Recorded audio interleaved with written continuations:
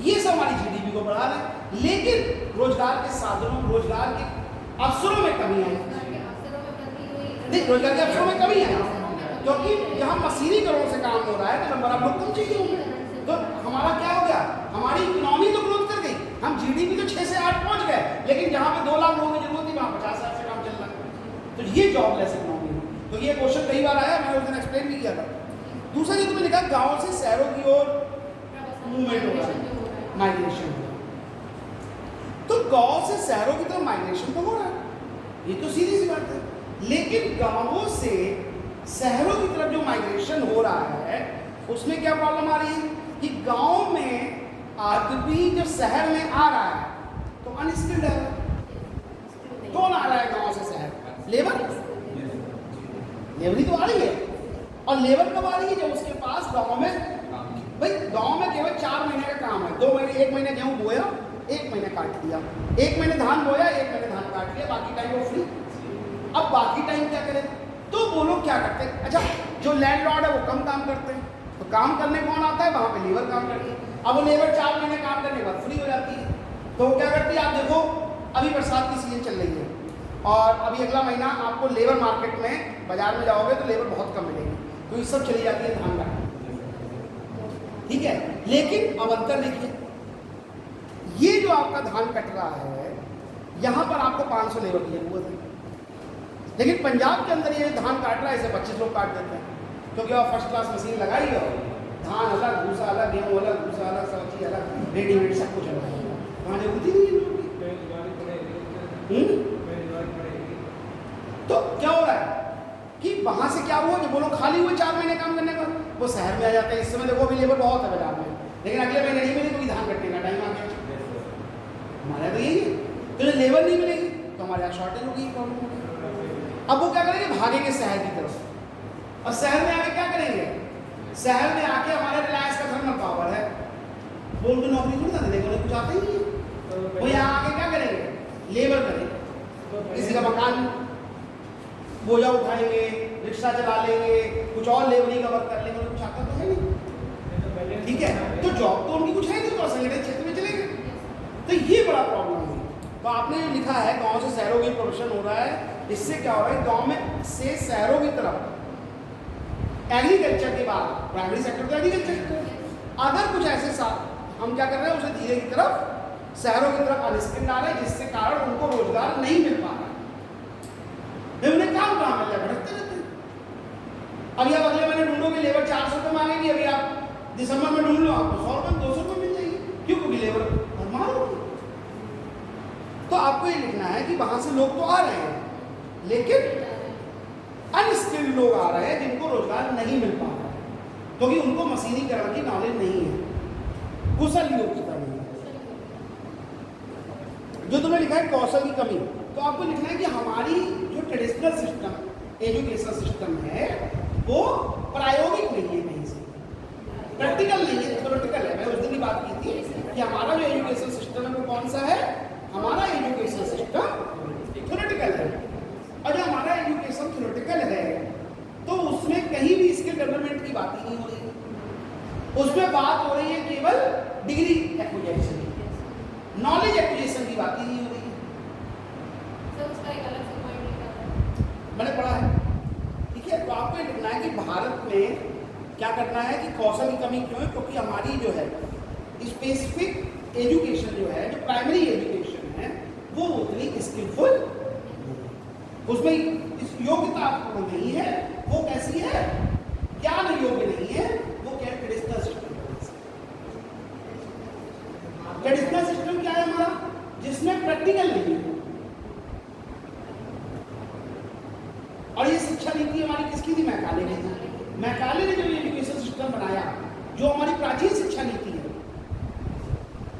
ठीक है, उसमें स्किल डेवलपमेंट था, लेकिन उसके बाद जो ब्रिटिशर्स ने मैकाले की शिक्षा नीति आई, उसमें हमारे यहाँ स्किल खत्म हो गई। उन्होंने थ्योरेटिकल बना दिया इसको, ठीक है। भगवान राम जिनको कहते हैं, ठीक है, मेरे ख्याल से उनकी फैमिली से बड़ा तो कोई फैमिली नहीं रही होगी इस इंडिया में जब वो फैमिली में थे। और इस भारत में जितने भी ग्रेट लोग हुए वो उन्हीं की फैमिली से हुए, चाहे आप मानधाता को ले लो, चाहे मनु को ले लो, चाहे आप रसमनी को ले लो, उसके ग्रेट पर्सन हैं। लेकिन अगर वो चाहते तो विश्वामित्र से कहते आ जाओ भैया हमारे यहाँ, वशिष्ठ जी से कहते हमारे घर पे आके पढ़ाओगे। राजा के बेटे से क्यों नहीं पढ़ाने आते, वशिष्ठ जी 4 बताते। लेकिन उस महल के 4 कमरों में पढ़ने से क्या उनके ज्ञान में आधारित हुई? जब वो वहां जंगलों में पढ़ने गए तो ये नहीं सोचा उनकी विश्वामित्र ने, वशिष्ठ जी ने कि भैया तुम तो राजा के बेटे हो, तुम्हें बड़ी रिस्पेक्ट देनी है, तुम्हारे आगे पीछे घूमना है। उनसे कहा जाओ बेटा लकड़ियां बीन लो, तुमको लकड़ियां बीन नहीं आती। जब वो जंगलों में गए तब उनको ये मालूम हुआ कि जंगली जो फल है कौन सा खाने वाला है, कौन सा खाने वाला नहीं है। आज तो किसी खुद के बच्चे को 4 फल दिखा दो तो बता नहीं पाएगा कौन सा खाने वाला है, कौन सा खाने वाला नहीं। ठीक है, तो प्रैक्टिकल नॉलेज। जब वो आए तो उनको खाना भी बनाने पड़ा, इतने सारे लोगों को खाना, वो अकेले गुरु माता थोड़ी ना बनाती होगी, इनके नौकर लगे तुमने पढ़ाओगे तो खाना आप बनाए सबके लिए, भैया मैं थोड़ी ना कौन रखी हमने सबके लिए।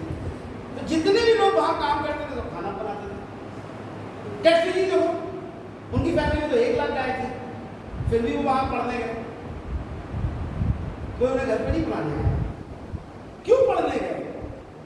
हमारी आपकी प्रॉब्लम क्या है कि हम लोग घर पे पढ़े, जब आप वहां पढ़ने गए तो उनके अंदर स्किल आ गई, किस चीज के हाथ काम, प्रैक्टिकल नॉलेज बढ़ने लगी। ठीक है, उनको रेसिपी नहीं पढ़ाई गई कि भैया यहाँ क्लासरूम में खड़े हो जाओ, वहां तुम खड़े हो जाओ, वहां से धनुष चलाओ, देखो यहाँ पे आना चाहिए, ये रेसिपी नहीं पढ़ाई गई। उनको प्रैक्टिकली बताया गया कि तुम्हें कैसे धनुष चलाना। उनको उन लोगों के साथ तुम्हें कम्युनिकेशन सब्जेक्ट पढ़ा दिया गया, कम्युनिकेशन पढ़ाया गया होगा, कहीं पढ़ा होगा कम्युनिकेशन, उसमें सब पढ़ा दिया गया आपको कि कम्युनिकेशन सब्जेक्ट पढ़ाया गया कि भैया कैसे लेटर लिखना है, कैसे क्या करना है, किससे कैसे बात करनी है, किसको आप बोलना है, किसको तुम बोलना है। और फिर भी लोग नहीं बोलते, कई बार मिसबिहेवियर हो जाते हैं। उनको प्रैक्टिकल पढ़ा दिया गया था कि आप जब जंगलों में जा रहे हो तो वहां सब जंगली लोग हैं, उन्हें बात करने की तमीज नहीं होती, लेकिन तुम्हें उनके साथ कैसे बात करनी है तुम्हें सीखना। ये प्रैक्टिकल नॉलेज थी। तो प्रैक्टिकल नॉलेज हमारी जो एजुकेशन सिस्टम जो है, वर्तमान एजुकेशन सिस्टम आपने लिखा, इसमें वर्तमान वर्ड लगाओ, ट्रेडिशनली लिखना चाहिए, प्राचीन तो हमारा डेवलप था। ठीक है, वर्तमान शिक्षा नीति जो चल रहा था, पारंपरिक शिक्षा प्रणाली, पारंपरिक तो नहीं कह सकते, वो तो ट्रेडिशनल हो गई। ट्रेडिशनल तो हमारी बहुत डेवलप थी, उसमें तो प्रैक्टिकल था ही था सब कुछ।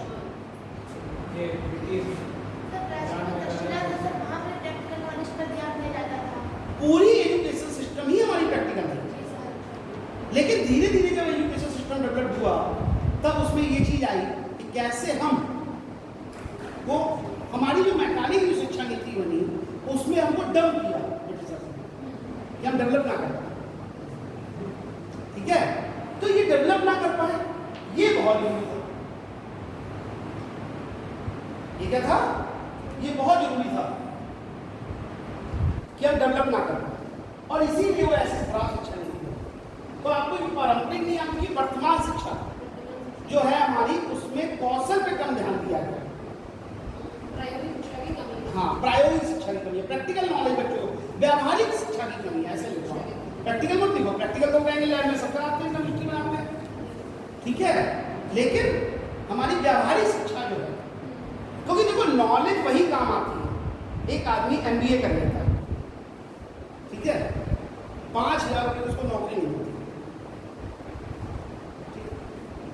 एक आदमी कुछ नहीं करता, अनपढ़ होता है, बाजार जाता है, 4 थैलों में सामान भरता है, दुकान जाके वो बेच आता है, महीने के 25,000 कमाता है, क्योंकि उसके पास एक व्यावहारिक ज्ञान है कि बाजार में जाके कैसे बेचे। उसने डिग्री वन क्लासरूम में नहीं पढ़ा कि व्हाट इज मार्केटिंग, उसने बाजार में जाकर सीख लिया कि बाजार में बेचना कैसे है। तो ये कला तभी आ सकती है जब आप कौशल आप डेवलप एजुकेशन का। अच्छा, जो को हमने उस दिन भी आपसे कहा था कि आप 1 महीने 2 महीने की ट्रेनिंग से कौशल डेवलपमेंट नहीं होता जब तक कि हमारी प्राइमरी एजुकेशन ही शुरुआत से हमारे अंदर कौशल डेवलपमेंट जी के जाओ, ठीक है, अब ये में जाना है और किस तरह से बढ़ते रहा जा सकता है। तो हमारा क्या डेवलपमेंट हो सकता है? नहीं हो सकता। हमारा डेवलपमेंट क्या था कि हमको शुरुआत से ही कैसा सिखाना शुरू किया जाता है ना, नहीं अंग्रेजी नहीं, एक शुरुआत से लेकर चले। जबकि हमारी ट्रेडिशनल सिस्टम में क्या था कि आप अच्छे किसी स्कूलों में पढ़ रहे हैं, वो आपसे कहेंगे बेटा कल क्राफ्ट का पेपर है, एक फ्लावर पार्ट खरीद लाना। क्यों खरीद लाना? उसको बनाना भी तो आना चाहिए। वो बाजार से गया क्राफ्ट बनाने के लिए, या उससे कहा गया बेटा कल एक हमारे तो जब हम लोग पढ़ते थे तो उसमें क्या होता था, क्राफ्ट का एक पेपर हुआ करता था 10th में, 6 से 10 तक होता था, 9 तक नहीं 8 तक होता था, 6 to 8 तक 3 साल पेपर होता था। तो उसमें सर हमारे यही कहते थे बेटा ऐसा करो एक इन्वेलप जमा करना है आपको। तो इन्वेलप लाना कहाँ से? बाजार से। क्यों ना इन्वेलप बनाना सिखा दिया जाए? वो इन्वेलप तो हमने 3 साल तक जमा किया, लेकिन मुझे कभी इन्वेलप बनाना नहीं आया। कैसे बनाना? बाजार गए 4 रुपये में लिया, जमा कर दिया। ठीक है, ये प्रैक्टिकल नॉलेज तक आपके अंदर डेवलप नहीं होगी, एजुकेशन सिस्टम में सुधार नहीं होगा, तब तक आप आगे बढ़ने के अवसर उतने नहीं मिलेंगे। क्योंकि हमारे अंदर कौशल 1-2 महीने की शिक्षा से नहीं आ सकता, हमारे अंदर प्राइमरी लेवल से। एक तो मैंने लिखा भारत की नीतियों में परिवर्तन। यहाँ पर जो तुमने लिखा है कि प्रोडक्शन को बढ़ाने पर अधिक ध्यान दिए गए, ये बिल्कुल सही बात लिखी है, लेकिन इसके साथ साथ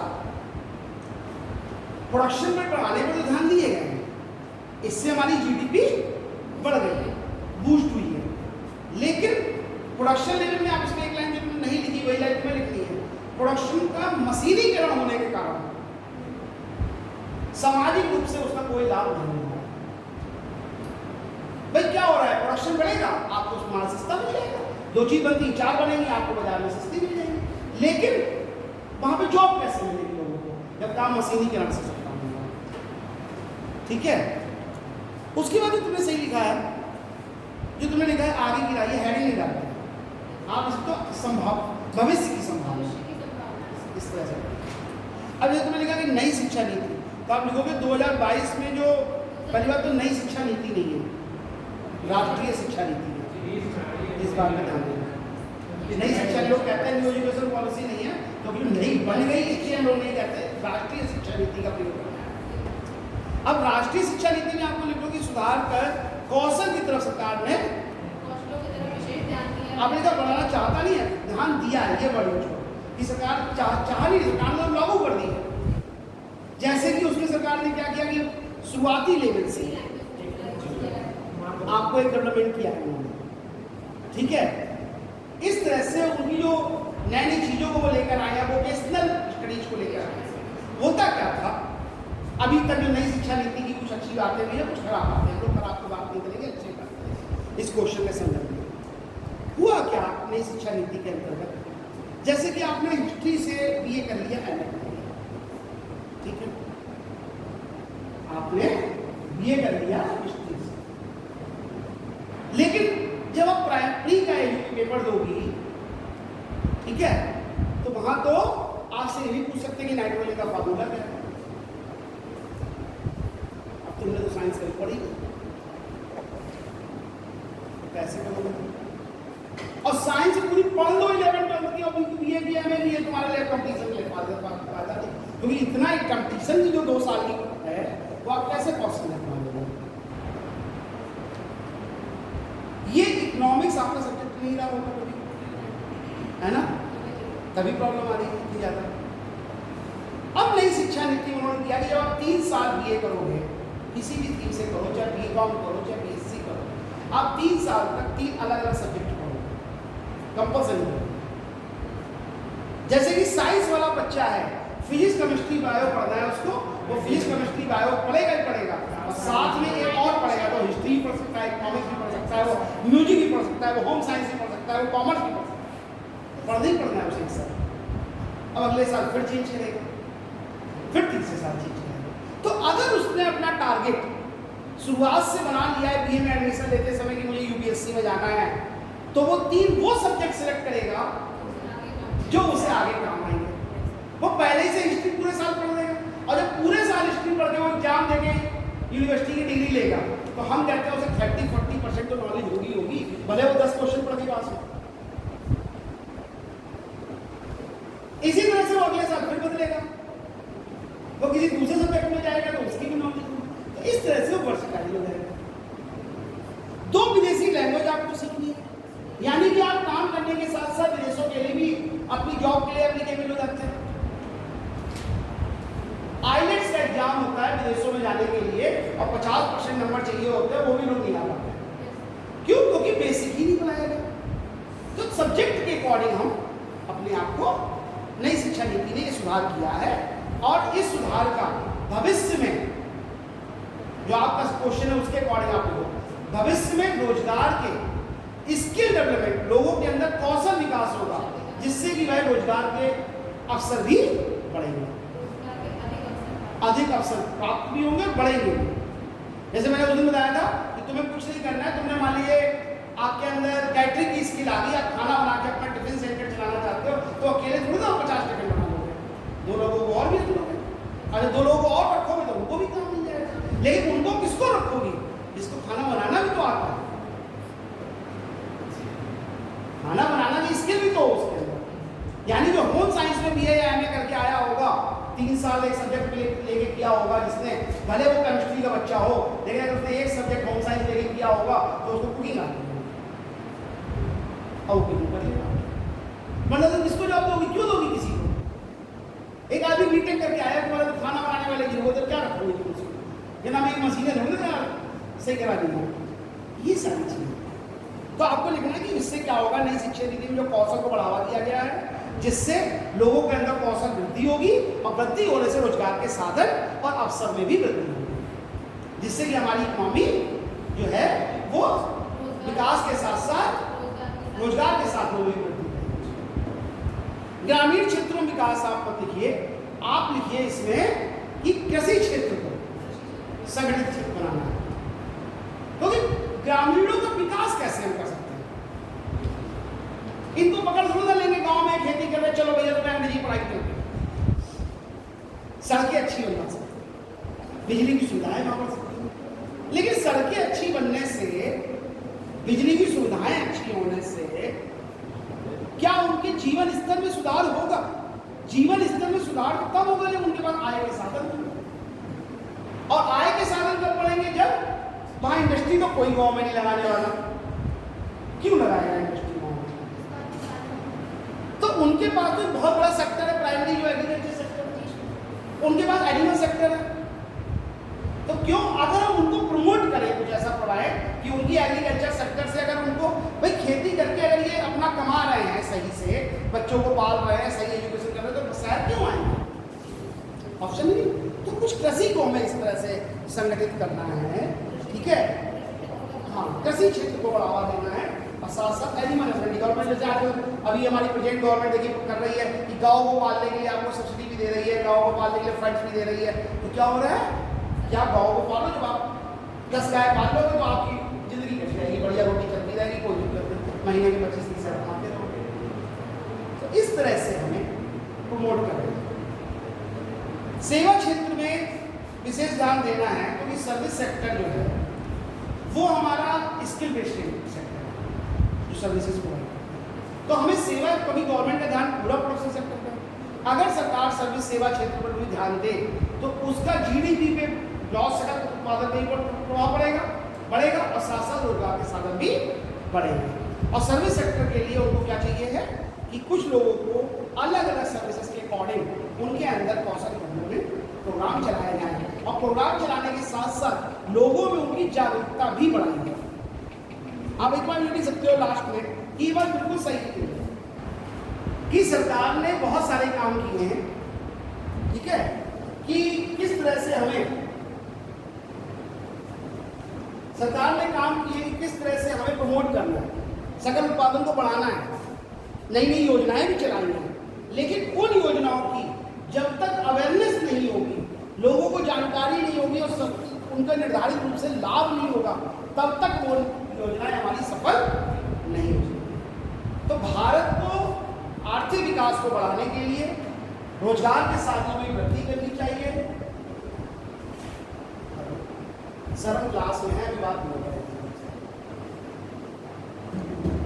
हाँ, तो क्या चीज आ गई कि हमें क्या करना है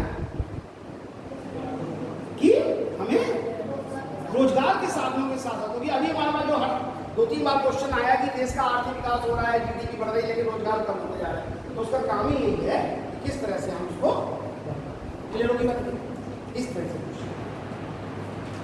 देखिए अगले टर्न पे मैंने लास्ट टर्न पे स्टार्ट किया था, एक टॉपिक था हमारा मनी मार्केट, जिस पर हमने थोड़ा सा बताया था। अब उसी मार्केट में, क्योंकि मैंने कहा था अभी तो पूरा इंट्रोडक्शन चैप्टर दे रहा है, ये दो मैंने पिछले लास्ट टर्न पे जो क्वेश्चन आ चुके हैं वो भी डिस्कस किए थे, जो क्वेश्चन आ चुके हैं वो भी डिस्कस किए थे, इसमें भी डिस्कस करेंगे। लेकिन पहले ओवरव्यू को आपको एक बात बताऊंगा कि मनी मार्केट के बारे में मैंने बताया था कि आपको शॉर्ट टर्म फंड कहीं चाहिए होते हैं, तो क्या होगा आपके लिए मनी मार्केट की जरूरत होती है, मुद्रा बाजार की जरूरत होती है। क्योंकि शॉर्ट टर्म फंड जो भी आपको प्रोवाइड करेंगे वो मनी मार्केट का पार्ट है। और मनी मार्केट एक ऐसी मार्केट है जिसका कोई फिजिकल एग्जिस्टेंस नहीं है, भौतिक रूप से नहीं है। ये संगठित क्षेत्र भी हो सकता है और असंगठित क्षेत्र।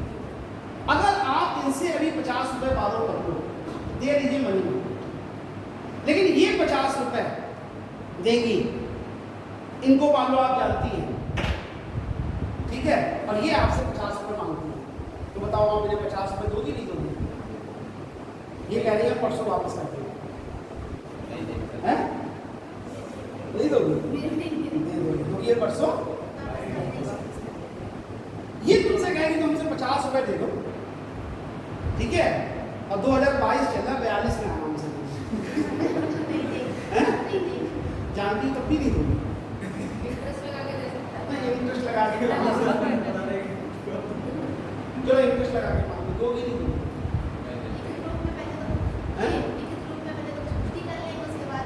संतुष्टि क्या कर दोगी? संतुष्टि तो कुछ नहीं होता है, तुम ये बताओ दोगी नहीं दोगी? बस सोच रही दे दोगी, लेकिन आप एक चीज कहोगी, क्योंकि घर ही रख जाओ हमारे पास, क्या कहेंगी? लेकिन जानते हम तुम्हें, तुम बढ़िया हो, देवी जाओगी, अच्छी बात है, लेकिन एक घर ही रख जाओ कि अगर तुम 20 साल बाद तुम्हें कहाँ ढूंढेंगे? तो ये मनी मार्केट कभी भी ऑर्गेनाइज सेक्टर में नहीं, अनऑर्गेनाइज सेक्टर में ही हो सकती है। ऑर्गेनाइज सेक्टर बैंक भी शॉर्ट टर्म लोन देते हैं, 1 साल के लिए फाइनेंशियल इंस्टीट्यूशन देते हैं, लेकिन जब हमें लॉन्ग टर्म की बात आती है तब केवल ऑर्गेनाइज सेक्टर ही हो सकता है, क्योंकि नॉन ऑर्गेनाइज सेक्टर कभी भी शॉर्ट टर्म फंड्स प्रोवाइड नहीं करते, लॉन्ग टर्म फंड्स प्रोवाइड नहीं करते। तो यहाँ पर जो बात कर रहे थे मनी मार्केट के कंपोनेंट भी बताए थे मैंने कि सर्टिफिकेट डिपॉजिट भी होता है, कॉमर्शियल बिल भी होता है, क्रेडिट भी होते हैं, सब बताया। उसी में अभी जब फाइनेंशियल इंस्टीट्यूशन की बात आ रही है तब एक चीज आती है स्टॉक एक्सचेंज। सुना होगा, किसने सुना है?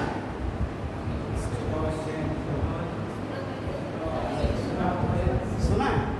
एक क्वेश्चन जो आता है जब पूछा जा सकता है, सीधा नहीं पूछा जाता है, एक क्वेश्चन अगर आप लिख लीजिए प्रैक्टिस के हिसाब से, जो किस तरह से घुमा के पूछ सकते हैं, तो पूछ सकते हैं stock exchange is barometer of economy. Stock exchange is a barometer of economy. Skand Skand Prabhu, Skand विपणन कहते हैं।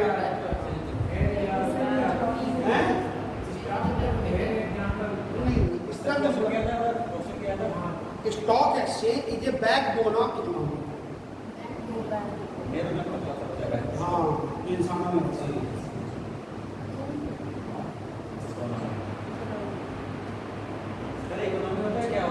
इकोनॉमी स्कंद विपणन कहते हैं, ठीक है, किसी भी अर्थव्यवस्था का रीढ़ की हड्डी है, किसी भी अर्थव्यवस्था की रीढ़ की हड्डी। ये क्वेश्चन क्या आप इस बात से एग्री हैं?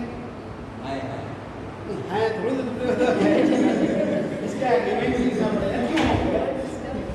देखिए हमारी ह्यूमन बॉडी अपनी बात, पूरी बॉडी में हार्ट है, लंग है, फिंगर्स है, ये सब जो कनेक्टेड है वो हमारे नर्व सिस्टम से, और नर्व सिस्टम केवल बैकबोन है। जैसे ही आपकी बैकबोन खराब होती है, आपके बाकी जो कंपोनेंट है वो भी काम करना धीरे धीरे बंद कर देते हैं, आपकी बॉडी लचर पचर हो जाती है। और क्या, इसकी बैकबोन काम नहीं। आपने देखा होगा बहुत सारे लोग झुक के चलते हैं, ठीक है।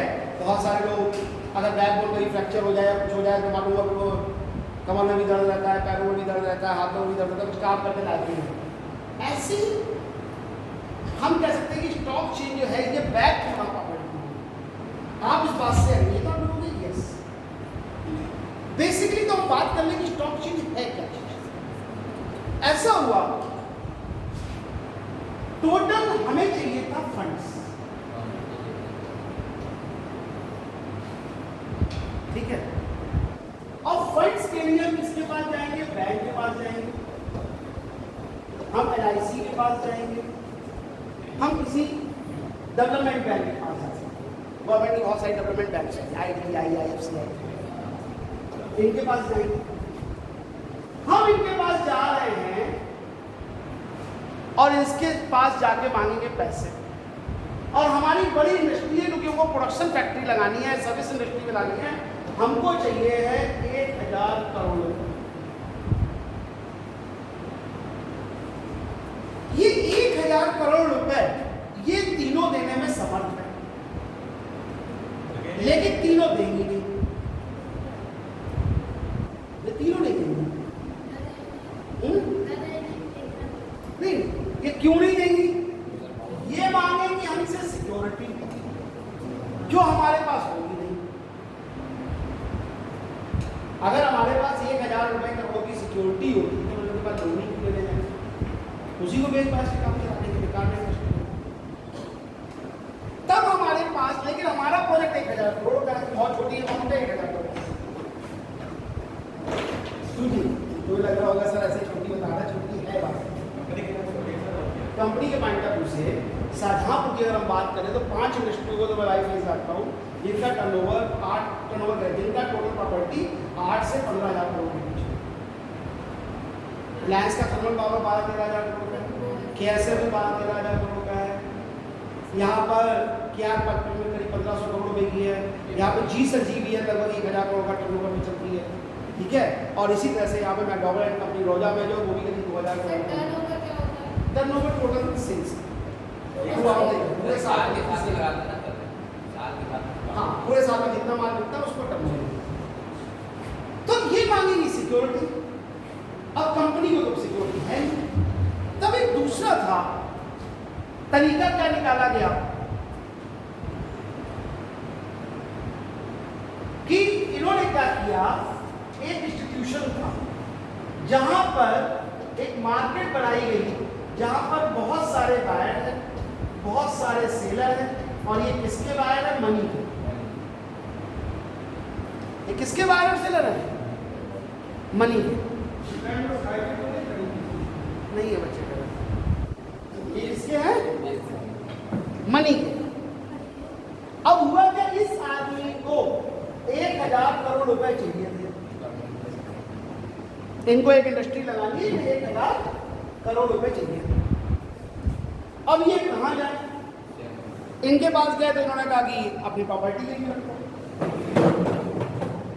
अब प्रॉपर्टी अगर होती तो 1000 करोड़ खुद ही थोड़ा कम लगा लेती, नहीं खुद ही कर लेती। पार्टनर कहाँ से ढूंढे इनके लोगों को लगाने के लिए? कोई नहीं मिलेगा। इन्होंने एक काम किया, इस 1000 करोड़ को डिवाइड कर दिया 10 रुपये टुकड़े कर दिए इसके। क्या किया?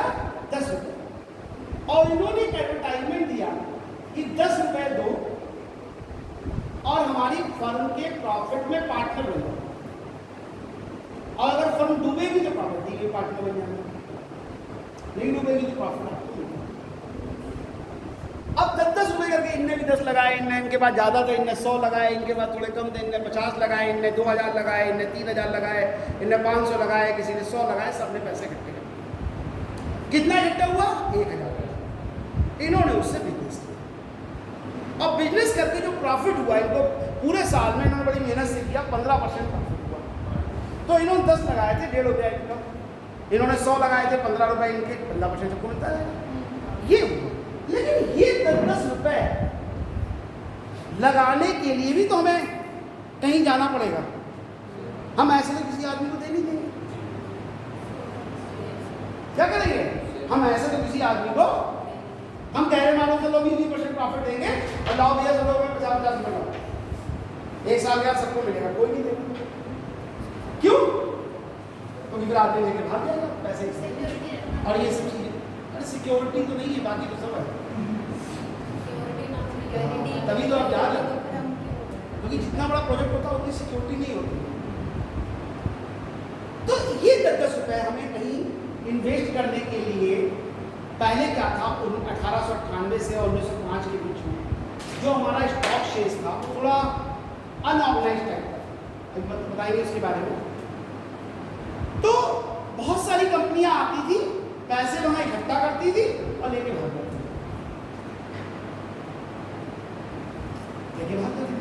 अच्छा, एक और प्रॉब्लम थी। पहले जो हमारे यहाँ स्टॉक शेयर हुआ करता था वो सबसे पुराना स्टॉक एक्सचेंज हमारा कौन सा है? Bombay stock exchange. एशिया का सबसे पुराना stock exchange Bombay stock exchange है और एट प्रेजेंट बारहवें नंबर पे है। ठीक है, ये इस्टेब्लिश हुआ 1875 में। कहाँ खड़ा हुआ? 1875। किसी ने मंडी से देखी? यहाँ मंडी से देखी? कभी गई हो? कभी जाना? सुनने के लिए प्रैक्टिकल सीधा जाया करो, घूम सकते हैं। गए हो? क्या बिकता है? सुबह सब्जी बिकती है, कभी खरीदते हुए देखा ना सब्जी कैसे बिकती है? पेटियां लगी होती है और उसी के हिसाब से बिक जाती है। कैसे मिलती है? ये भी तो अभी पूछ रहे थे, अमेरिका खरीदते हो कैसे खरीदी जाती है?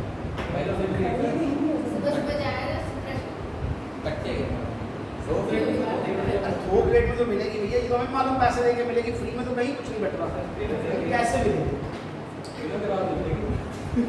ये पेटियां रख दी, अरे चलो कोई बात, ये पेटियां रख दी, ये हमारा सेलर खड़ा है, ये बायर। सेलर एक रेट बताएगा, बायर उस पर एग्री हो गया तो सही है, नहीं तो बायर फिर अपने रेट लगाएगा। इसको मोल भाव कहते हैं, बार्गेन कहते हैं। और जहां पर दोनों सेट कर जाएंगे वहीं पर ये सेलर। ठीक है, ऐसे ही बॉम्बे स्टॉक एक्सचेंज था। अब तो बहुत डिफरेंट हो गया। बॉम्बे स्टॉक एक्सचेंज में क्या था कि ये एक बहुत बड़ा सा चबूतरा टाइप का होता है, तो लोग घर के किनारे होता है वैसे ही होता है, बहुत ऊंचा सा, जैसे ये इतना ऊंचा होता है। ठीक है, सेलर यहाँ चौथे पे खड़ा हो जाता था चबूतरे पे और बाहर नीचे खड़े हो जाते। हाँ, बाहर नीचे। हाँ, ये बेच रहा है, ये खरीद रहा है। अब ये चिल्लाएगा 10 रुपए 10 रुपए 10 रुपए। उसने कहा जैसे कि अपना बताया, उन्होंने कहा टाटा लिमिटेड, तो वो ऊपर से चिल्लाएगा टाटा लिमिटेड 10 रुपए 10 रुपए 10 रुपए। नीचे वाले चिल्लाते रहेंगे 9.5 9.5। फिर ऊपर वाला चिल्लाएगा 9.80 9.80 9.80। फिर नीचे वाला थोड़ा बढ़ेगा 9.70 9.70। ऊपर वाला थोड़ा और आया और एक जगह पे कट ऑफ आ गई 9.7 9.75 हुआ, इनका आपस में हुआ, ये नीचे उतर आएगा, आ जाओ भैया 9.75 हो गया, दो इनकी चीज इनके पास पहुंच गई, तुरंत पैसे दे दिए। ठीक है, ये सिस्टम था। लेकिन तो वो देते कैसे लोग, क्या दे रहे हैं? फिजिकल सेल होते थे, कागज के टुकड़े, कागज पे लिखा होता था है ना। अब तो सब ऑनलाइन सिस्टम हो गया ना, कागज का फिजिकल। तो ये सिस्टम था 1875 में। लेकिन इसमें एक बड़ी प्रॉब्लम आती थी, लोग क्या करते थे? अच्छा था,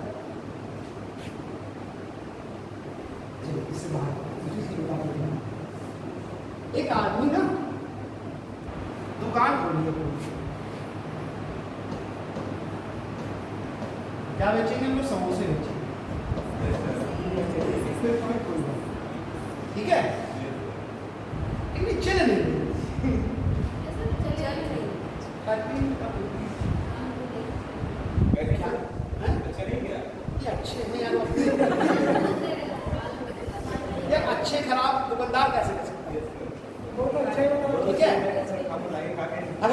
मम्मी से जाके पूछे कि दुनिया का सबसे अच्छा बच्चा कौन है, मम्मी तुम्ही को बताइए।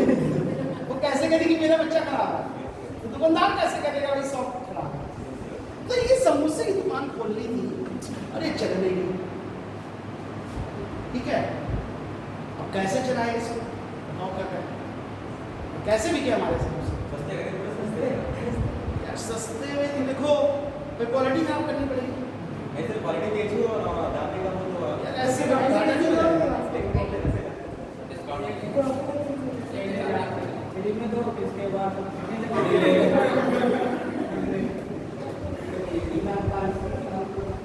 सही बात है, पहले फ्री में दो ना, बड़ी दिक्कत हो जाएगी, हम लोग भारत सरकार नहीं है। Listen, तो कैसे करा जाए? अब ईमानदार आदमी, शुद्ध भारतीय, उनने कहा कि देखा यार ये बिकेगा कैसे, लोग आते हैं सामने से निकल जाते हैं, हमारी दुकान को ढूंढते ही नहीं। उसने क्या किया, 20 लड़के पकड़े खाली, एक कॉलेज के सामने दोनों पकड़ गए, खाली घूम रहे थे, इनको पकड़ लिया और उन 20 लड़कों को यहाँ खड़ा कर दिया, चारों तरफ से खड़े हो जाओ, ठीक है। अब तुम्हें क्या करना है, खरीदना नहीं है, तो बस कहना हमें लो हमें लो। क्या हो रहा है, ये सारे लड़के ये सब वहां खड़े हो गए, अब वहां पे क्या करते हैं, दुकानदार में नहीं करना है, बस कहाँ कर हमें लो हमें लो हमें लो, हमें चाहिए हमें चाहिए हमें चाहिए, है ना। कोई कहता है इतनी देर से खड़े हमें नहीं मिल रहा, वो कह रहा हमें चाहिए, हम यार 1 घंटा हो गया खड़े हुए हैं, हमें को मिल नहीं रहा। अब यार ये निकले उधर से साइकिल लेके, इनका बड़ी भीड़ लगी है, देखे किसी का एक्सीडेंट तो नहीं हो गया। अब लोग देखा है समोसे, अब लोग चिल्ला रहे हैं, ये सबसे पीछे लगे हुए लाइन में, इन्होंने सोचा यार जरूर अच्छी चीज़ मिल रही है, थोड़ी देर रुको हम भी लाइन में दौड़ेंगे। और फिर 2 लोगों ने धीरे धीरे लाइन में पहुँच गया और इनको वो थोड़ा सड़ा हुआ माल भी करके रखा हुआ भी 4 लोग तो 2 रुपये और नहीं चिपका दिया तो उसका माल बाद में वो पैसा दिया। तो यही काम वहाँ स्टॉक एक्सचेंज में हो रहा था। ये चबूतरे में जो सेलर खड़ा था वो नीचे अपने लोग खड़ा कर देता था, है तो तुम चिल्ला हम ऊपर से लेंगे 12 और तुम कहना 11.90। अब उसका माल तो केवल 8 रुपये वाला था, वो चिल्ला कितने वाला था, और रेट नीचे वाले जो उसके लोग खड़े हुए थे वो क्या कर रहा था 11.90। एक बेचारा सीधा साधा आदमी, इनने का रेट 12 का माल 11.90 मिल रहा, वो भी बेचारा लाइन में लग गया, उसने 11.75 बोल दिया, उनका तो माल ही 8 रुपये का, वो तुरंत आगे नीचे हो गया, उसका कितने मिल गया 11 रुपये 75 पैसे में बिक गया। तो जब बिक गया तो ये प्रॉब्लम आ रही थी कि जो इस तरह के ब्रोकर थे वो आर्टिफिशियल ट्रेडिंग कर रहे थे, इनसाइडर ट्रेडिंग कर रहे थे, ठीक है भाई। क्या हो रहा था, इनसाइडर ट्रेडिंग में बहुत बड़ा काम हुआ 96 में, एक बहुत बड़ा घोटाला हुआ, उसको गवर्नमेंट ने रोक लगा दी। क्या करने लगी थी कंपनियां, इनसाइडर ट्रेडिंग करने लगी। जैसे कि क्या किया, जो मैंने अभी एग्जांपल दिया, इनसाइडर ट्रेडिंग का मतलब हो गया कि ये अपने गांव से गेहूं लेके निकले और इनका गेहूं 500 रुपये कुंटल का था, इन्हें 600 में बेचना था। ये जीएम कॉलेज के सामने खड़े हो गए और 4 लड़के गांव से पकड़ के लाए थे, बोले तुम हमें घेर के खड़े हो जाओ और हमसे कहो कि 580 से ज़्यादा नहीं लेंगे। कोई 580 बोल रहा था, कोई 590। ये सीधे साधे आदमी वहाँ फंस गए। इन्होंने तुरंत उन्होंने देखा यार 600 का माल है, 580 में दे रहा है यार, दे नहीं रहा। इन्होंने कहा कि इन्होंने ऐसे हवा में कह दिया 550 में दे दो, इन्होंने कहा तुम्हारा 500 में दे, ये तैयार हो गए। इनका माल बिक रहा है, रेट बढ़ा के बेच रहे। ये काम स्टॉक एक्सचेंज में हो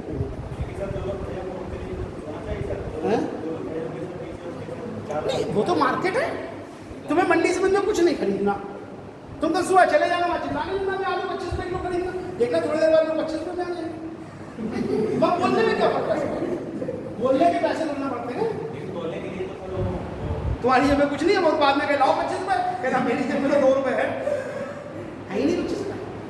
ये काम स्टॉक एक्सचेंज में होने लगा, बॉम्बे स्टॉक एक्सचेंज। कभी बॉम्बे स्टॉक एक्सचेंज जब ये होने लगा तब सरकार ने देखा कि इस तरह से जब आप इन्वेस्टर्स को चीट करने लगोगे तो ये चल नहीं पाएगा, क्योंकि जब इन्वेस्टर अपना पैसा स्टॉक मार्केट में नहीं लगाएगा तो ये बड़ी जो ओरिजिनल कंपनियां जो सही आदमी है उसको पैसा नहीं मिल पाएगा, क्योंकि यही लोग उसे पैसा देंगे बड़ी इंडस्ट्रियां लगाने के लिए, और जब उसको फंड्स नहीं मिल पाएगा तो इंडिया का डेवलपमेंट नहीं होगा। तो पैसा इसको चाहिए, सरकार ने इस पर कंट्रोल किया और इसको एक ऑर्गेनाइज बॉडी में लेकर बीएसई बॉम्बे स्टॉक एक्सचेंज बनाया, उसके बाद नेशनल स्टॉक एक्सचेंज बनाया।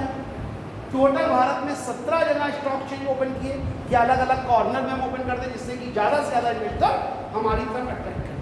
तो स्टॉक एक्सचेंज जो उन्होंने बनाया, इसकी जो पहली बेसिक चीज़ थी कि पहला एक तो ये था कि हमें जो बड़े लेवल प्रोडक्शन इंडस्ट्री लगानी प्रोडक्शन का यूज करते सर्विस इंडस्ट्री अभी आती है, तो उनको फंड्स मिल सके, उनको फंड्स मिल सके। और फंड्स मिल सके, दूसरी चीज फंड तो मिल जाएगा। अब फंड तो हमने दिलवा दिया सरकार ने, चलो मेहनत करके, लेकिन वो लेके ना भाग जाए, रेट ना ऊपर बढ़ा दे, कहीं और कहीं फ्रॉड ना कर दे। तो सरकार ने स्टॉक एक्सचेंज को इस तरह से रेगुलेट किया कि अब हम इनको ट्रांसपेरेंसी इसमें। अब ये रेट ऐसा नहीं कि आप यहाँ खड़े होकर कुछ भी चिल्लाओगे और यहाँ भी कुछ नहीं। उसके लिए सरकार ने एक सिस्टम बनाया रेगुलेट करने के लिए। आप दिल्ली में, कलकत्ता में, कहीं भी चले जाओ, रेट एक ही मिलेगा। दिल्ली में अगर आप कभी जाते हो और आपने देखा हो कि जगह जगह चौराहों पे बहुत बड़ी टीवी स्क्रीन लगी हुई है, हर टीवी स्क्रीन पर शेयर मार्केट का रेट आता रहता है कि किस शेयर्स की क्या प्राइस है।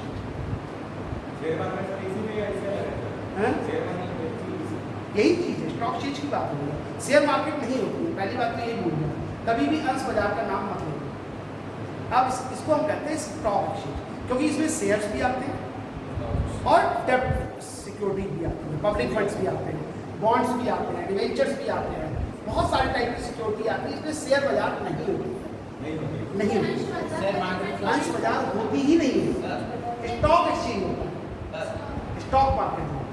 हाँ बोलो। शेयर मार्केट की क्वांटिटी देने के लिए फिर शेयर मार्केट ही स्टॉक मार्केट में क्वांटिटी के लिए डिमांड अकाउंट भी होता है। अब फिजिकल फॉर्म में जी मैं बता रहा हूँ इस चीज़ पे है। तो आप ये समझ गए कि ट्रांसपेरेंसी हो, किसी के साथ चीटिंग ना हो, और मल्टी जो कंपनियां जो रियल में फेयर होके काम करना चाहती हैं, जो कुछ अर्न कर सकती हैं, जो देश को कोई कंट्रीब्यूट कर सकती हैं, उनको फंड्स मिल जाए।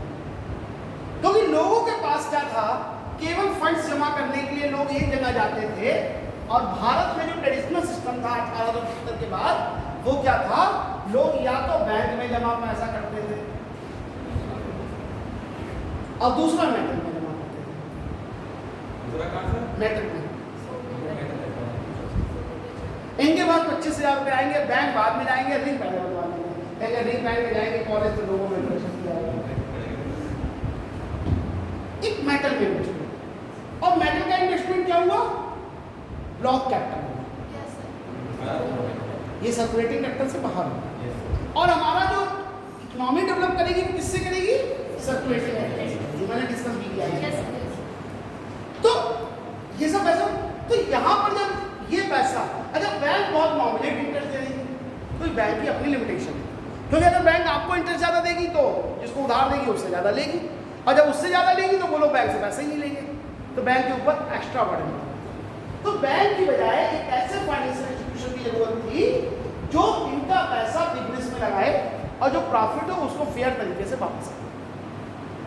तो इसके लिए जो मार्केट ओपन की गई, जिसको स्टॉक मार्केट कहते हैं, स्टॉक एक्सचेंज कहते हैं, जहां पर एवरी टाइप ऑफ सिक्योरिटी जो कंपनियां इशू करती हैं, जो कॉर्पोरेट सेक्टर इशू करता है, वो हम उसको दे सकते हैं, वो हम उसको दे सकते हैं। क्लियर होगी बात?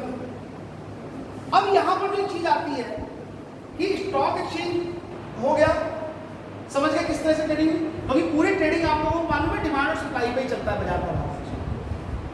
अब ये तो बीएसई हो गया, धीरे धीरे 100 साल के बाद एनएसई आई, नेशनल स्टॉक एक्सचेंज आ गया, क्योंकि बॉम्बे स्टॉक एक्सचेंज केवल इंडिया के लोगों को ही डील कर रहा था, लेकिन जरूरत थी ग्लोबलाइजेशन के टाइम कि हम वर्ल्ड की मार्केट से भी पैसा लें। तो वर्ल्ड की मार्केट से पैसा लिया गया और उसके लिए एक ऐसे स्टॉक एक्सचेंज की जरूरत हुई जो ग्लोबलाइज तरीके से पूरे वर्ल्ड पे काम करे, जिसको हम कहते हैं national stock exchange. National stock exchange, अब नेशनल स्टॉक एक्सचेंज में एक बन गया हमारा बीएसई जो भारत में काम करता है, बॉम्बे स्टॉक एक्सचेंज, एक हो गया एनएसई। अब यहां पर जो डीलिंग होगी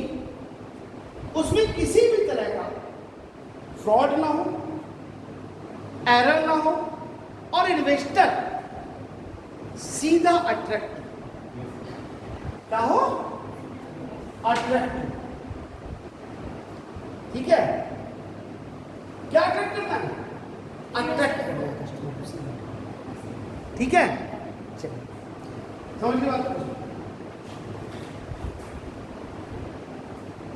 कस्टमर कहाँ अट्रैक्ट होता है,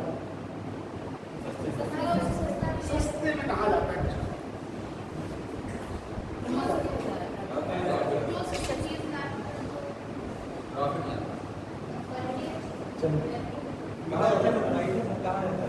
कस्टमर कैसे अट्रैक्ट होता है, चलिए उसकी रुचि की जो चीज हो उस पे अरे रुचि की चीज तो कभी कस्टमर क्या होता है, मन तो अपना कस्टमर को सीधा सलाह दे, कुछ भी लालच नहीं होता है। चलिए चलिए बाहर आजकल रामलीला का टाइम चल रहा है, मेले का टाइम चल रहा है ना, आजकल मेले का टाइम है ना, तो आप लोग जाती है नहीं जाती, नहीं जाती कॉमर्स सिविल सर्विस से बाहर ही जाओ, हमेशा बोलेगा ना घूमना सीखो। बताइए जाते हैं मेला, कितने लोग मेला जाते हैं, 10-12 जाते हैं। ठीक है, अब मेले में दुकानें लगी हैं, ठीक है, टॉयज की, ये वाला 20 रुपए का है, ये वाला 50 का है, ये वाला 40 का है, ये वाला 10 का है, ये 500 का है, ये 500 का है। ठीक है, बहुत सारे खिलौने हैं। आप उस दुकान में जाते हो और उसके साइड से निकल जाते हो, तो खिलौने खरीदते ही नहीं, क्या खरीदते, अब खिलौनों की दुकान नहीं, घर में कोई छोटा बच्चा हो तो उसको ले सकते हो, लेकिन फिर वहाँ जाते हो आपको ना बड़ी दिक्कत आती है, जहाँ तक मेरे साथ आती है, क्योंकि मेरी जो छोटी बच्चा है, चैन तो हो जाता है, पसंद तो हमें बहुत कुछ आता है, हमें तो कोई दुकान ही पसंद आती है ना। तो क्या होता है ना, पहले में ये वाला पसंद आया, हमने उसका इसका रेट पूछा, बोला 20 रुपया, फिर हम खड़े रहे, फिर हमने इसका रेट पूछा, बोला 50 रुपया, फिर इसका रेट पूछा 40 रुपया, फिर इसका रेट पूछा 10 रुपया। अब मेरे बजट में नहीं आ रहा था, हम तो पूछते जा रहे हैं, और थोड़ी देर दुकानदार दुखी हो गया, हम दुखी हो गए। तो ऐसी दुकानें जो होती हैं, लोग क्या करते हैं ना, बच्चों के साथ गए साइड से निकल गए, क्या करते हैं, कभी बच्चा तो कहेगा ये वाला भी चाहिए, ये वाला भी चाहिए, और पूछे 10 वाला। एक दुकान बढ़िया होती है, ये होती है हर माल हमारे काम की चीजें नहीं होती इसमें, लेकिन फिर भी हम एक बार ट्राई जरूर मारते हैं, देख जरूर ले इसमें क्या मिल रहा है, और कुछ हम खरीद भी लेते हैं। यही काम स्टॉक एक्सचेंज में। क्या हुआ स्टॉक एक्सचेंज में कि इसमें टोटल 5,500 कंपनियां रजिस्टर्ड है एट टाइम पे।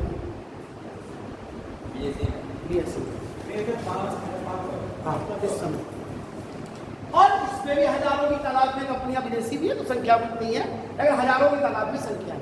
मुझे अपने 500 रुपए लगाने हैं, छोटी सी अमाउंट है, और इन 5,500 में से कौन सी कंपनी का भाव बढ़ रहा है, कौन सी कंपनी का भाव घट रहा है, ये मेरे लिए संभव नहीं है, और मेरे लिए क्या किसी के लिए संभव नहीं, ये उसी के लिए संभव है जो दिन भर इसी में बैठा। अब जैसे पीछे वाले लोग सोचते 500 के लगा लें, साल 2 साल बाद 500 के 550 हो जाएंगे, सब बताइए प्रोसेस। अभी तो आप पहले समझ लो कि जाना कहाँ है। तो क्या हुआ कि यहाँ 5,500 कंपनियां, इनके रेट है, कैसे पता लगाए किसका बढ़ रहा है किसका घट रहा है, कब पैसे लगाए। अभी दिवाली की टीम आ गई है, आजकल की बाजार डेली गिर रही है, ठीक है, आजकल डेली पढ़ रहे होगे कि बाजार डेली गिर रही है, अगर अखबारों में पढ़ते होगे डेली मार्केट पीछे आ रही है, तो अब किसमें अभी ऊपर जा रहे हैं। तो जब बूम पीरियड चल रहा होता है तो बाजार में लोग इन्वेस्ट कर रहे हैं, और जब इसे सब होता है तो पैसा निकालना है, सीधा पैसा। अब ये हाँ, आपने कहा चार्ट होता है, वेरी गुड भैया, चार्ट में 5,500 कंपनी लिखी होगी, किसी ने भी कहा, तो वही मैं बता रहा हूँ, क्या 5,500 कंपनी को पढ़ना आसान है? बताओ, मुश्किल नहीं, असंभव।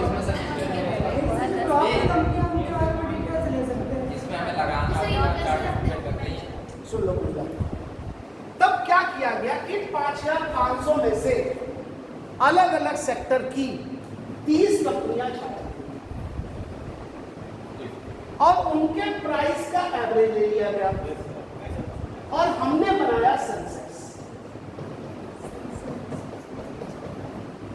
सूचकांक, संवेदी सूचकांक। सेंसेक्स की फुल फॉर्म होती है सेंसिटिव इंडेक्स।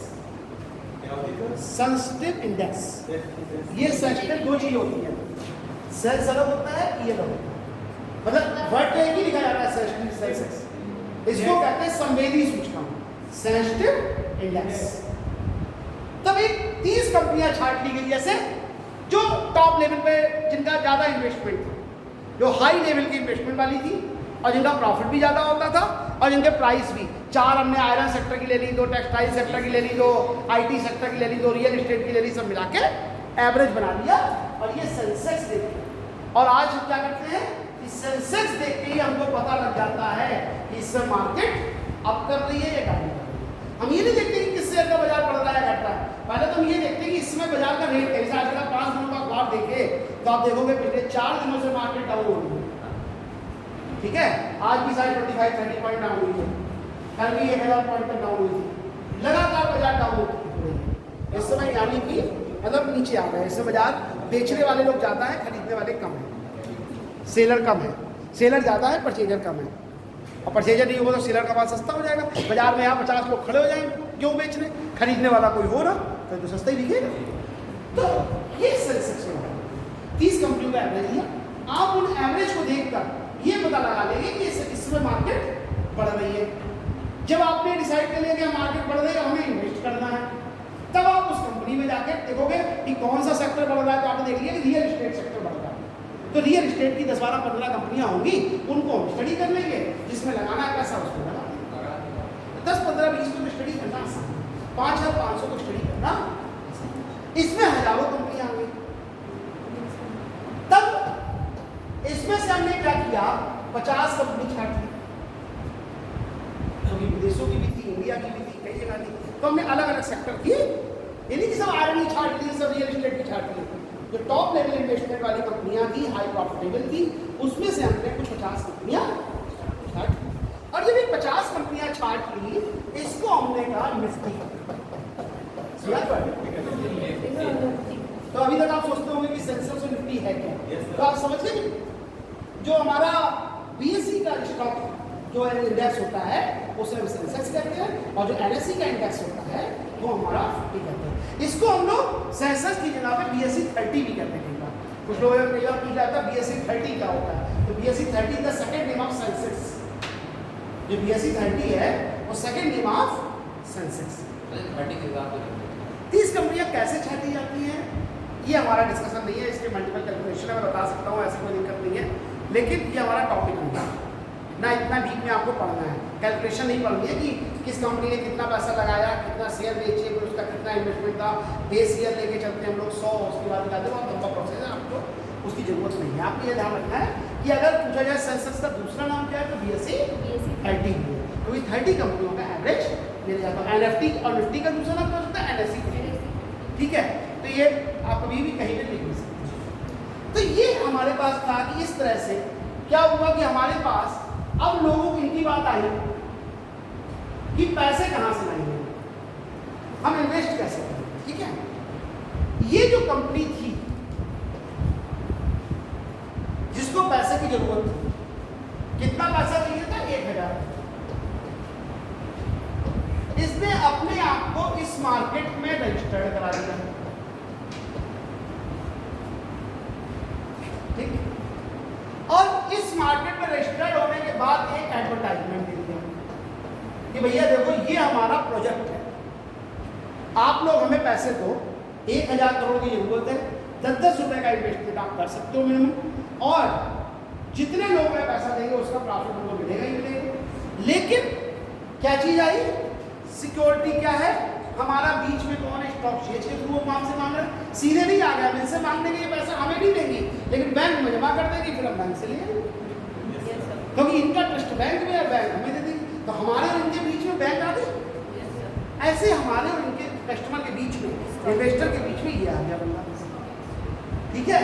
एडवर्टाइजमेंट किया, कोई सिक्योरिटी नहीं, उनकी लीगल फॉर्मेलिटी की उन्होंने अपनी पूरी की, ठीक है। जो सिक्योरिटी होगी वो इनके पास होगी, वो भी आपको मिलनी नहीं कभी, कि अगर कंपनी लेके भाग जाए तो वो आपको मिल जाएगी, आपको कुछ नहीं मिलेगी। इनके थ्रू पैसा आया क्योंकि ये रजिस्टर्ड है, गवर्नमेंट के कंट्रोल में, इसलिए भागने वाली पोजीशन में कम है, क्योंकि ये इतनी लीगल फॉर्मेलिटी है कि किस तरह से हम उसको कर सकते हैं। तो लीगल फॉर्मेलिटी को उन्होंने कंप्लीट कर लिया, देख लिया कंपनी सही है, सही बंदा है, भागेगा नहीं, उसके प्रॉपर्टी कितनी है, क्या करेगा पैसे का, बहुत सारे नॉर्म्स हैं, इतना आसान नहीं है। भाग गया मेरा आदमी क्या हो, हो ही नहीं सकता ये एक्सचेंज की कोई गारंटी नहीं कोई है बिल्कुल तो वो सिर्फ वैलिडेशन का काम करता है कि वैलिडेशन। आपको ये पता लग जाएगा ये कंपनी स्टॉक चीज, इसका मतलब फ्रॉड नहीं है। अब भाग जाए वो किसी के मन की बात कोई क्या कर सकता है। पब्लिक सेक्टर में लगाता है, गवर्नमेंट सेक्टर में, पब्लिक प्राइवेट सेक्टर में लगाता है। तो ये क्या हुआ, इन्होंने ऐड दे दिया 10-10 रुपए लगाने वाले। इस अकाउंट क्या हुआ, एक अकाउंट आपका खुल गया, जो इन्वेस्टर है डीमैट अकाउंट, ठीक है। डीमैट अकाउंट सभी बैंकों में खुल जाता है। एक अकाउंट होता है, जैसे कि आपको पहले क्या था कि फॉर्म घर पे आते थे, आप वो शेयर खरीदे घर पे छपे हुए शेयर घर पे आते। अब क्योंकि ऑनलाइन से अच्छा उसमें बड़ा डिले होता था कि जब बेचने हैं तो पहले आप वहाँ भेजो, फिर वहाँ से बिके तो बाजार उतर गई। डीमैट अकाउंट प्राइवेट और ऑनलाइन तो खुल जाता है। बहुत सारे फाइनेंशियल इंस्टीट्यूशंस हैं जो इस तरह का वर्क करते हैं, बहुत सारे करते हैं। तो ये अकाउंट खुल लिया। अब जैसे ही आपने शेयर खरीदा, आपने कहा मुझे इस कंपनी में 100 रुपये लगाने हैं, आपने इनको बोलो ये 100 शेयर खरीदे, 100 रुपये के शेयर खरीदेंगे और आपके अकाउंट में ट्रांसफर कर देंगे, ठीक है। और जैसे ही आपने कहा मैं नहीं अब बेचने हैं, ये आपके तुरंत इनके थ्रू यहाँ पर मिल जाएगी आपके चेक, क्योंकि ये एक ऐसा प्लेस बना दिया गया जहाँ पर बायर और सेलर अवेलेबल हो, जहाँ पे भाई बायर और सेलर हो। भाई देखो आप कुछ भी बेच सकते हो, लेकिन बेचने के लिए आपको चाहिए बाजार। अब बाजार क्या होता है, जहाँ पे बायर और सेलर दोनों लोग अवेलेबल हो जाए। तो यहाँ पर क्या हुआ कि अब सारे लोग यहाँ पर आ गए। ये अकाउंट बीच में इसलिए खुल गया कि पैसा सीधा हमारा जल्दी से, जैसे अभी हमने देखा कि आज बाजार में रेट कम हो रहा है, तुरंत हमने इनको बोला भैया हमारा बेच दो, इन्होंने तुरंत बेच दिया। यहाँ पर रेडी सेलर और बायर अवेलेबल होते हैं। कई बार ऐसा भी होता है कि रेडी सेलर और बायर नहीं होते, सेलर बेचना चाह रहा है, बायर अवेलेबल नहीं है, तो ये थोड़ी ना खरीदेगा, उसे क्या करना, वो क्या करेगा, तो वो आपके उस कंपनी के पे एक स्टॉप लगा देता है कि ये अभी बिक नहीं सकती चीज़, क्योंकि इसका कोई बायर अवेलेबल नहीं है। या मान लीजिए सेलर है, बायर है, खरीदने वाले हैं, सेलर नहीं है, तो भी एक स्टॉप लगा देता है उसमें कि ये अभी यहाँ पर कोई बेचने वाला नहीं है, मतलब खरीदने वाले हो तो लाइन में लगे रहो, जैसे ही कोई बेचने वाला होगा आपको मिलेगा। तो एक मार्केट बना देते हैं, ये नाम स्टॉक एक्सचेंज। अच्छा इसमें ये पूरा होता है। अब क्या है कि स्टॉक एक्सचेंज आजकल आप देखते हो टीवी में बहुत सारा प्रमोट करते हैं कि म्यूचुअल फंड, क्योंकि भारत में जो स्टॉक एक्सचेंज इन्वेस्टमेंट है वो अभी भी बहुत ही कह सकते हो कि प्राइमरी स्टेज से भी नीचे स्टेज। हमारे यहाँ लोग स्टॉक मार्केट में पैसा नहीं लगाते, ठीक है, बात तो तुमने सही की, सब नॉलेज नहीं है, इससे बड़ी अच्छी बात है बोले लोगों को नॉलेज मिले। तो नॉलेज के लिए क्या किया, अब पैसा तो लोग जमा कर रहे थे बैंक, अब बैंकों ने ब्याज दर इतना कम कर दिया है, आप 1000 रुपया बैंक में जमा कर जाओ, साल भर के बाद 1050 मिलेंगे, 1058 मिलेंगे इस समय 5.8 रेट चल रहा है। 1058 रुपये के लिए 1000 रुपया जमा करें, साल भर इंतजार करें, सोचे इससे अच्छा काफी फिर दूसरा ऑप्शन लोगों ने निकाल लिया, अब लोग बैंकों में कम कर रहे हैं, तो दूसरा ऑप्शन क्या निकाल लिया कि जो मैं मेटल खरीद लूं, तो सोना चांदी खरीदने लगे। क्यों भाई, तुम्हें कहाँ इन्वेस्टमेंट करना है, कहाँ करोगे इन्वेस्टमेंट बताओ। बाइक लोग क्या करते हैं, वो ज्वेलरी खरीदते, ठीक है, जब तक बेचनी ना हो तब तक बाइक खुश, और जब बेचनी हो तो इन्वेस्टमेंट हाई रेट मिल जाता है। क्यों भाई? तो बाइक मत खरीदना, ठीक है? हाँ, क्योंकि बाइक 10 साल बाद बेचोगे 0 रेट पे बिकेगी। और ज्वेलरी तुमने खरीद ली तो 10 साल बाद तो तिगनी चौगनी हो ही जाएगी, ठीक है? और 10 साल का बाइक कुछ नहीं तुम्हारी सोने की चीज खरीद कर ली, दोनों तरह से फायदा मिलेगा। तो बात क्या हुई अभी यहाँ पर? लेकिन वो जो हमने सोना खरीदा वो ब्लॉक हो गया पैसा, वो सर्कुलेशन में नहीं आ रहा, तब प्रॉब्लम क्रिएट हो, ये सेपरेट होना चाहिए ना।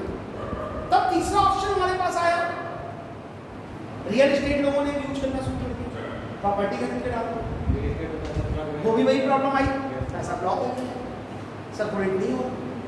तब कैसे कस्टमर फाइनेंशियल इंस्टीट्यूशन तक पहुंचे और खास तौर पे शेयर मार्केट में पहुंचे, ये जरूरत है। तब क्योंकि शेयर मार्केट ग्रोथ इंडिया में बिल्कुल प्राइमरी स्टेज से भी नीचे स्टेज पता नहीं है, उन्होंने बिल्कुल सही कहा, इन्होंने बिल्कुल सही कहा कि पता नहीं है। तब क्या हुआ? अब जैसा मुझे नॉलेज नहीं है, आपको नॉलेज नहीं है, तो आप पैसे लगाना चाहते हैं तो कहाँ लगाओ? कोई कंपनी लेके भाग जाए। लोग तो कहते थे कि ताजली ज्वेलर्स बहुत अच्छा है, सोने में डील कर रहा है, किसी ने नहीं सोचा था कि नीरव मोदी पैसे लेके हमारे निकल लेगा, कोई नहीं सोचता था कि पैसे एयरलाइन डूब जाएगी। तो ये प्रॉब्लम। तब एक चीज आई, बड़े बड़े कारपोरेट सेक्टर, कारपोरेट हाउस, चाहे वो फाइनेंशियल इंस्टीट्यूशन हो, SBI हो, PNB हो, रिलायंस हो, टाटा इंडस्ट्री हो, बड़े बड़े जो फाइनेंशियल हाउस कारपोरेट सेक्टर थे वो आए हैं। उनके पास एक बढ़िया एक्सपर्ट इन्वेस्टमेंट टीम थी, जिनका काम ही यही था। उन्होंने 10 लोगों को एक्सपर्ट को अपॉइंट किया, हाई नॉलेज, इनको काम ही यही था, तुम्हें कुछ नहीं करना है, तुम्हें बाजार देखना है। अब वो बाजार में ही दिन भर देखते रहते थे, उनका काम ही यही है 10 to 5, 9 to 5, 9 to 3 आपको बाजार पर नजर रखनी है, बाजार क्या है। अब प्रॉब्लम आपके सामने, हमारे सामने एक और बहुत बड़ी थी कि ये 500 रुपये कहाँ लगाए। अब हमने तो लगा दिए रियल एस्टेट कंपनी में, जेपी इंफ्रा में, और वो लोग हमारे तो 500 रुपये, और 500 रुपये को आप 4 जगह लगा नहीं सकते क्योंकि इतनी छोटी अमाउंट है। तो ये जो कारपोरेट हाउस आए, ये एक एक्सपर्ट टीम थी, इन्होंने आपसे 500 रुपए लिए और ऐसे 10 लोगों से 500 लिए तो कितने हो गए? 5000। और ये 5000 10 अलग अलग कंपनी में लगाए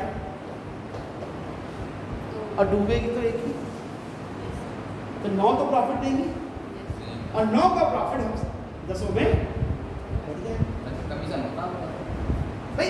ये कमीशन नहीं होती, ये क्या करती है जैसे कि 20% 25% अर्न करती है, क्योंकि हाई एक्सपर्ट टीम है और आपको ये 12 14 15% देती, तो बीच का प्रॉफिट कितना होगा?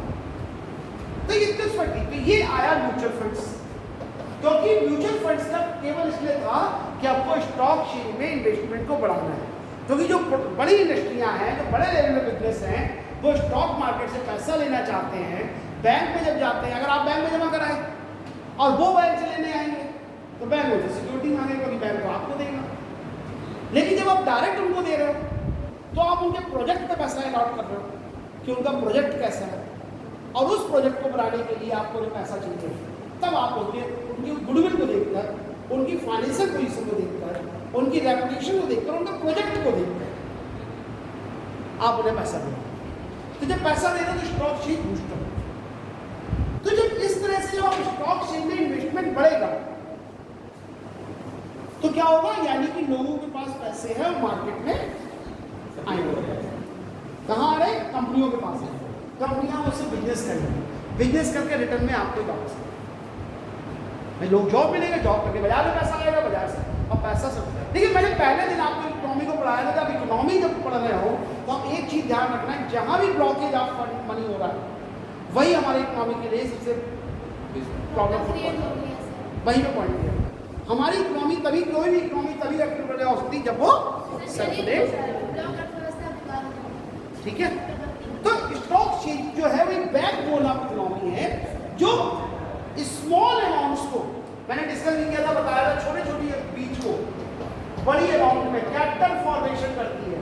The capital formation is the basic aim of stock exchange. पूंजी का निर्माण, हमारी जेब में रुपए हैं 10 और सबके 10 रुपए मिल गए, तो पूंजी बन गई, कैपिटल बन गई, और इस कैपिटल को हम कहीं प्रोडक्टिव तरीके से यूज करके प्रॉफिट अर्न करके हम सब आपस में बांट सकते हैं। पूंजी निर्माण मतलब पूंजी को चलाते रहना, क्रिया में रखना। नहीं, पूंजी निर्माण का मतलब होता है conversion of small money into the large money या सीड इनटू द ट्री। जैसे मैं कह रहा 10 रुपए तुम्हारे पास है, तुम क्या करोगे? कुछ नहीं करोगे, और सबके 10 रुपए इकट्ठे कर लो, तो हम लोग बिजनेस कर लेंगे। अब बिजनेस करके जो प्रॉफिट, मान लो 10% प्रॉफिट हुआ, सबका 10% बांट दो। ये पूंजी निर्माण। बैंक क्या काम करती है? बैंक का काम लोग कहते हैं सबसे की डिपॉजिट और गारंटी लोन, उसका काम पूंजी निर्माण करना है, पूंजी को इकट्ठा करना है। कोई एक साथ 1000 करोड़ कहीं नहीं मिलेंगे, ये 10-10 रुपए करके 1000 करोड़ इकट्ठे किए हैं।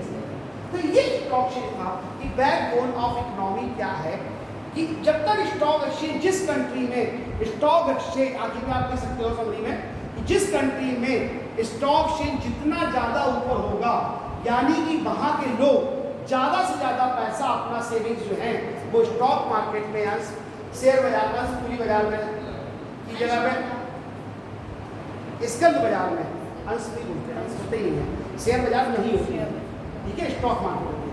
तो स्कंद बाजार में वो अपना पैसा इन्वेस्ट करे, जिससे कि उस इकोनॉमी में बड़े बड़े उद्योग लगने की, वो पैसा बड़े बड़े उद्योगों के पास जाता है, और बड़े बड़े उद्योग जब लगते हैं, तो भी मैंने डिस्कस किया था इससे पहले भी, आपके क्वेश्चन में क्या होगा, वहाँ पर नए नए रोजगार के अवसर बनेंगे, लोगों के पास जब जॉब होगी, तो कोई भी इकोनॉमी तब तक डेवलप नहीं हो सकती जब तक कि सबके पास रोजगार हो। क्योंकि employment generation is the key of development of any economy, चाहे वो जीडीपी बढ़ाने की बात हो, चाहे एनडीपी बढ़ाने की बात हो, चाहे वो कोई और बढ़ाने की बात हो, लेकिन बढ़ेगा कब? जब हमारा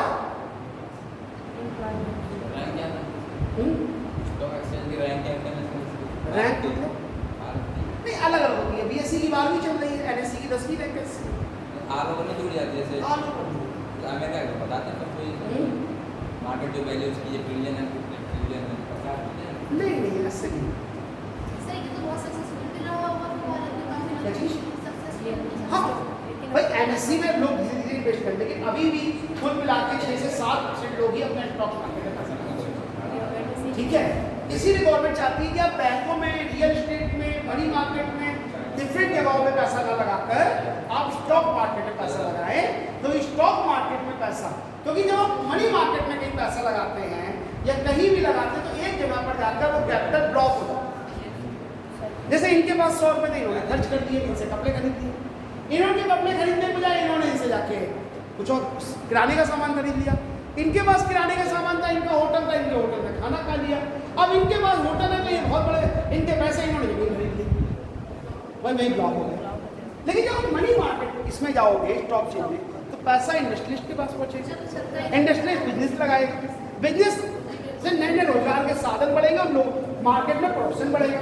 जब रोजगार के साधन बढ़ेंगे, लोगों की इनकम बढ़ेगी, और इनकम बढ़ेगी तो लोग क्या करेंगे? बाजार में जाके खर्च करेंगे, और जितना बाजार में खर्च करेंगे उतनी ज़्यादा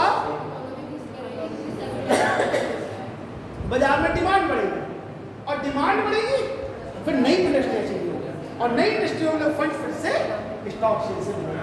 यानी स्टॉक एक्सचेंज एक बैकबोन है कि अगर किसी कंट्री का स्टॉक एक्सचेंज सबसे ज़्यादा, जैसे इस समय अगर बात करें तो ब्राज़ील का स्टॉक एक्सचेंज सबसे ज़्यादा है, ब्राज़ील का जो सेंसेक्स है वो सबसे ज़्यादा है इस समय। तो ब्राज़ील के सेंसेक्स होने से क्या हो रहा है? फंड्स और प्रोडक्शन बढ़ रहा है। अब क्योंकि एनएससी होगा तो विदेशों का भी फंड्स नहीं मिल रहा है, तो चीटिंग ना हो, फ्रॉड ना हो। एक ऑर्गेनाइज सेक्टर है जहाँ पे ट्रांसपेरेंसी बना दी गई। आप दुनिया के किसी कोने में चले जाइए, रेट एक ही मिलेगा। ये नहीं कि यहाँ तुमने आलू खरीदा 10 रुपये में, दिल्ली में कुछ और में, बॉम्बे में कुछ, ऐसा नहीं है। पूरे इंडिया का, पूरे वर्ल्ड में सेम रेट में, कोई फिजिकल एग्जिस्टेंस नहीं, सब ऑनलाइन ट्रांजेक्शन कर दिया। कोई किसी को यहाँ आके चबूतरे पे खड़े होकर चिल्लाना नहीं है, घर बैठे आराम से शांत होकर चुपचाप शेयर खरीद लेते, ठीक है। क्यों? क्योंकि आप वहाँ पे चुपचाप खरीद लीजिए, कोई मतलब नहीं, शांत होके। जब यहाँ पर आओगे तो रेट इनसाइडर ट्रेडिंग पे कंट्रोल किया कि खुद अपने आप ट्रेडिंग ना कर पाए, कैसे किया उस पर भी डिस्कस करेंगे बाद में। तो ये सरकार एक ट्रांसपेरेंसी लेकर आई, फेयर डीलिंग लेकर आई through the NSE BSE control करके कि हमें बूस्ट करना है अपनी इकोनॉमी को, तो स्टॉक एक्सचेंज को प्रमोट करना पड़ेगा। मिडिल क्लास अंबानी कहीं पैसे नहीं लगाने जाता क्योंकि उसकी तो अपनी इतनी सारी पैसे लगाने की जरूरत हमें से मिडिल क्लास को, इसके पास कम पैसे और वो सोचता है कि भविष्य के लिए कुछ बचा लें। तो भविष्य को बचाने के लिए वो क्या करेगा, बैंकों में जाएगा, रियल एस्टेट में लगाएगा, प्रॉपर्टी खरीदेगा। लेकिन ये मीडियम हमारी इकोनॉमी को बूस्ट नहीं कर पा रहे हैं क्योंकि ये तो डर कर रहे हैं, फंड का सर्कुलेट करना है। तो हमें स्टॉक एक्सचेंज की तरफ से करना है कि वहाँ, और वहाँ से वो अच्छा प्रॉफिट भी ले सकता है। ठीक है, ये सारी चीजें आपके लिए क्वेश्चन का एक अच्छा सा आता है कि स्टॉक एक्सचेंज की जो बैक बोर्ड, इस पर आप एग्री है नहीं, आप लिख सकते हैं इसके ऊपर। एक कल क्वेश्चन डिस्कस करेंगे, स्टॉक एक्सचेंज टॉपिक ही चल रहा है कि ये स्टॉक एक्सचेंज अब ऐसा तो नहीं है कि केवल स्टॉक एक्सचेंज से कि बना देने से सब अच्छा हो गया। क्यों भाई, स्टॉक एक्सचेंज बनाने से क्या अच्छा हो गया सब कुछ? नहीं, संचालित कैसे होगा? संचालित करने वाले अवेयरनेस तो होगी। ट्वेल्थ किया है सबने? चलिए, कहाँ से किया है? कहाँ से? नेशनल।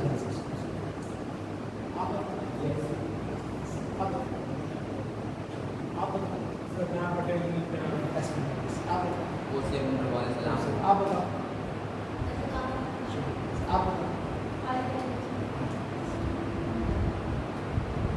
किसी के स्कूल ने आपके साथ चीटिंग की? नहीं की? नहीं की? मैडम भी अच्छे से बोलती होगी, पढ़ाती भी होगी, कोई योजना आती होगी आपको बताती भी होगी, रिजल्ट भी आपको मिला होगा, परीक्षा भी आपकी हुई होगी। मैडम ने ऐसा तो नहीं किया कि आपको कम नंबर दे दिया हो और दूसरे को पास करके ज़्यादा कर दिया हो? क्यों? क्योंकि इन सबको आप लोग किसी भी स्कूल से करके आए हो, आपको कंट्रोल करने वाला यूपी बोर्ड था,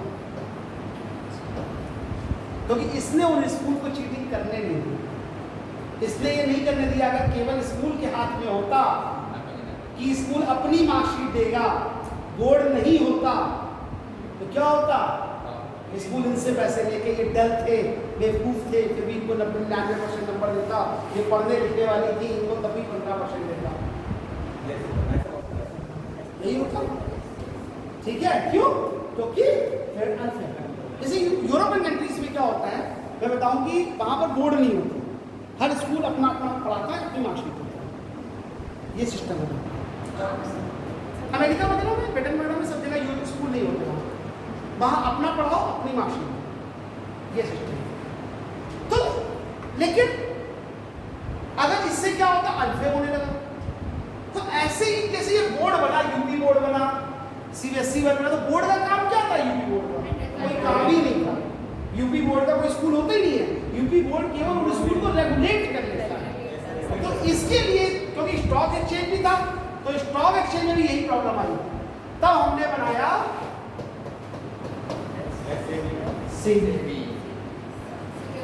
security exchange board of India. और security exchange board of India एक ऐसी बॉडी है जो पूरी तरह से स्टॉक एक्सचेंज को,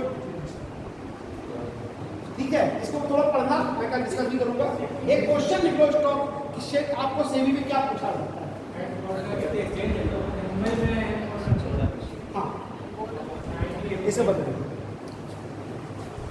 सेबी